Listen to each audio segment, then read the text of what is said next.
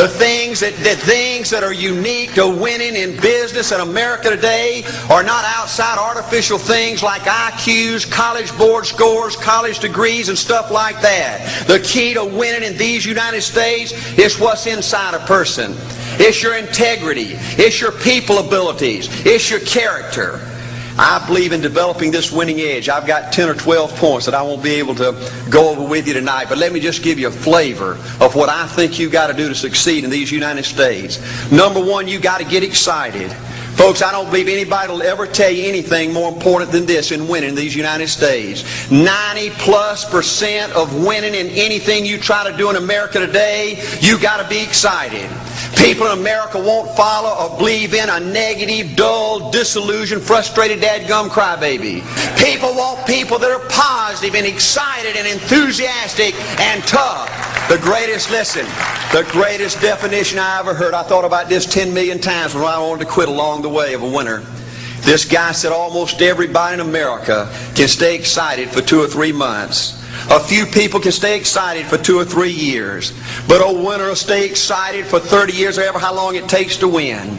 Another key to building this winning edge and this mental toughness is you've got to become a dreamer again. You know, I'm a Methodist, and we just changed ministers a few weeks ago, and our new minister came in, and the church was just packed. And the first thing he said, well, it looks like everybody came out to see the monkey perform. And the second thing out of his mouth, he said, for a church to be a great church, you got to have a dream. If you don't have a dream, you're dead. And boy, I sat up and I said, man, me and this guy are going to get along good because he knows what he's talking about. See, folks, I believe in order to win, you got to feel good about yourself. I was coaching football for 7 years back in Georgia, and I had a paddle in my coaching office, and it was about this thick and this long. And in the fat end, I had little holes bored in it so you could really get some speed and blister the little butt, you know, when they misbehaved. And I had a rule on my football team that if any kid said, I can't, if any football player heard one of my football players said, I can't, he got to bring him in the coach's office and give him 3 licks. And it took me about a month to get all that thinking out of my players every year, you know, and I'd have football players knock on my door at recess and at lunch and after school, and he said, Coach, he said it. Coach, he said it. And I'd make that kid bend over and I'd give that other kid the board. He'd bust him 3 times. And folks, it didn't take long. You couldn't create a word game to get one of my kids to say I can't. Bring it home a little bit more personal. When April and little Art were just this little and could understand words, every time they said I can't, I made them do 3 push-ups. Folks, there ain't nothing you can't do in America if you want to bad enough. Another key in building this winning edge is, folks, you got to stand for something. People in America, the good people in America, are fed up with these dadgum fence sitters and mealy mouths. Corporate America has an especially black eye in business today. Most people in America think you can't find a company. They think you can't find a salesperson that'll tell you like it is and stand behind their word. They think these companies will sell anything, say anything, just to make a sale, just to make a profit. Well, you know what? Folks, if you want to win in the free enterprise system in America today, you got to stand for something.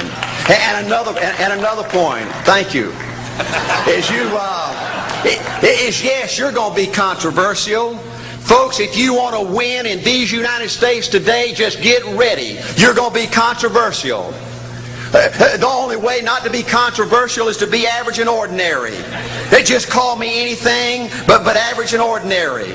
Now, I know some of you might say, well, you know, I don't think I like Art Williams. You know, he sounds like an old tough butt to me. Well, folks, I'm telling you, you can be good and tough at the same time.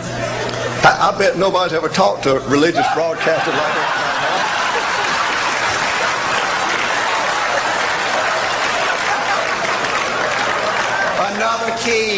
Another key to developing this winning attitude that'll give you a chance to do something great in American business is, folks, you've got to make a total commitment to what you're about. Do you know the American people have lost their toughness? They've lost their ability to make a commitment. See, folks, in trying to win in business, you're just going to have so many false starts. You think you get it going time after time, and you just get knocked back to ground zero. And it's your ability to compete, to pick yourself up off the mat one more time, to go for it one more time, that's going to determine success or failure. You know, we've got a divorce rate in America some 50% right now. You know, it just seems like that people that go in business today, they have an attitude, well, I'm going to stick my toe in it. If I start making all this money, get all these promotions, then I'll see this thing through. Well, folks, that's not the way it works. The first step to winning in business in America today is you've got to make a total commitment. Total commitment gives you that little extra ounce of courage you need to fight back through the tough times. Winning in business demands the same kind of commitment that winning in marriage demands. You know, I fell in love with my wife in the 2nd grade. Only girlfriend I ever had. We ran off and got married our freshman year. Had both of our children before we left college. We're true business partners in marriage. We go everywhere together. I spend more time with her. Been married to her 26 years. Now I got 2 grandbabies. Love her more today than I ever have. But I don't like her all the time. There's a bunch of times every day that I don't like her. You know, I'm a nut about brushing my teeth. You know, if I can get the toothbrush, I'll brush my teeth 4, 5, 6 times a day. And Angela's always forgetting everything, you know. And she always leaves the cap off the toothpaste, you know. And when I go in there to brush my teeth, the cap's off. It's got that hard little crust around the edge. You know, it just burns me more than I can tell you, you know. And I get on Angela's nerves about a lot of things. You know, we were having dinner last week, and every time we get through, Angela kicks me under the table, you know, and gets me back in my room and says, "Art, you ain't got no class." You know, I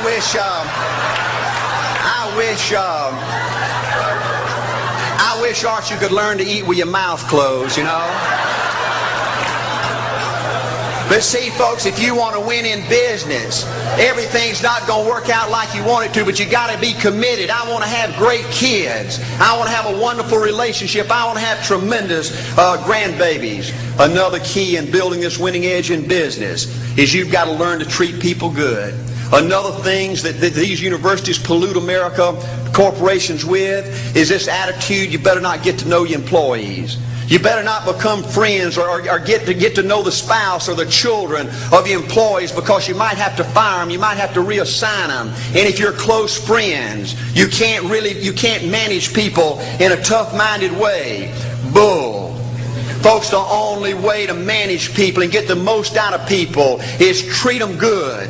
Learn to love them and care about them. Yes, it hurts from time to time, but it's the only way. You know, everybody you work with in business, you got to look at them and pretend there's a flashing sign on their chest. And everybody's asking you, make me feel special. Make me feel important. Say something good to me. I want to be somebody. Another key of winning in business in America today is, folks, you've got to establish the right kind of priorities. First company I went with 15 years ago was ITT.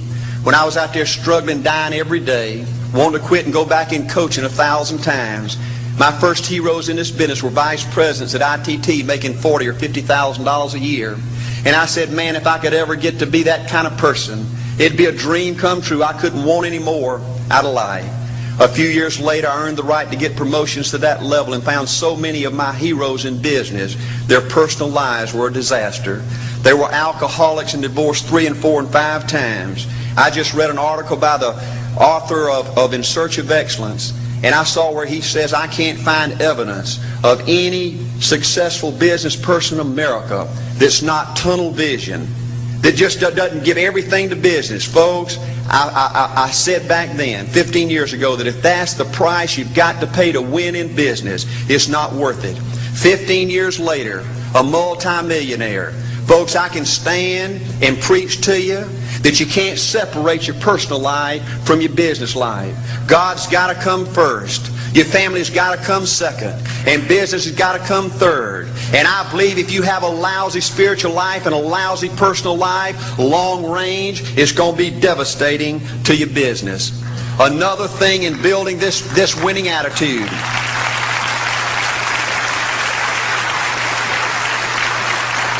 Another thing in building this winning attitude in business. I see tall people make it big in business and short people, dumb people and smart people, fat people and skinny people. But if you cut open the winners in business, I see a heart of a champion. And all these people are competitors and they don't quit.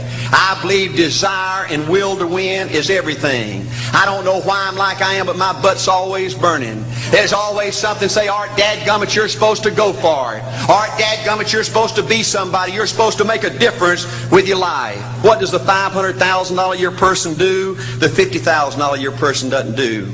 You look at the outside and study those two individuals, everything seems to be the same.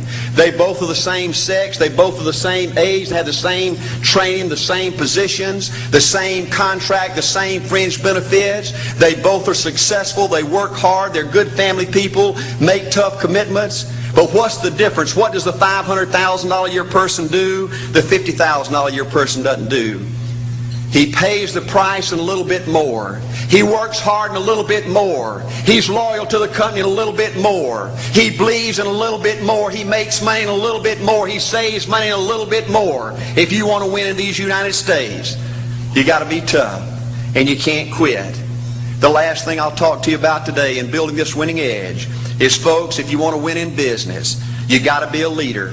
Leadership is everything. You show me anything in these United States that win, I'll show you a leader at work. You show me a successful church, Boy Scout troop, club, football team, business, I'll show you something run by a leader.